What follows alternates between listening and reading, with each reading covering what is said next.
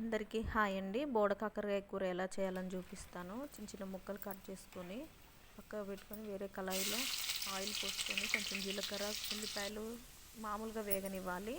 తర్వాత కొంచెం పసుపు, అల్లం పేస్ట్ వేసి కట్ చేసిన బోడ కాకరకాయ ముక్కలను కూడా వేసి సిమ్లో పెట్టి వేగనివ్వాలి. సగం వేగిన తర్వాతనే మూత పెట్టాలి. ముందే మూత పెడితే మొత్తం కూర అంతా ముద్దలాగా అనిపిస్తుంది. కొంచెం ఫ్రై టైప్ కావాలనుకుంటే స్టార్టింగ్ మూత పెట్టద్దు. ఇంకా కలుపుతూ సిమ్లో పెట్టి వేగనివ్వాలి. ఒక 10 నిమిషాలు వేగిన తర్వాత మూత పెట్టాలి.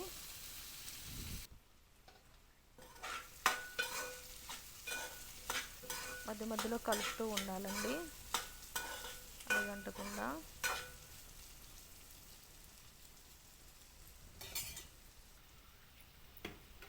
ఇట్లా సైడ్కి ఆయిల్ తేలుతూ ఉంటుంది. ఆయిల్ లైట్గా పైకి వచ్చిందంటే ముక్కలు మంచిగా వేగినట్లు. ఇప్పుడు మూత పెట్టుకోవాలి. మూత పెట్టుకొని ఒక 5 నిమిషాలు కొంచెం వేగనివ్వాలి. కొంచెం వేగిన తర్వాత ఒక 2 స్పూన్లు కారం, 1 స్పూను ఉప్పు, కొంచెం కొత్తిమీర వేసి మళ్ళీ ఒక 5 నిమిషాలు వేగనివ్వాలి. కొంచెం వేగిన తర్వాత మసాలా కూడా వేసి మళ్ళీ ఒక 2 నిమిషాలు వేగనివ్వాలి. ఈ ఉప్పు, కారం, మసాలా ఇవన్నీ కొంచెం వేగనివ్వాలి.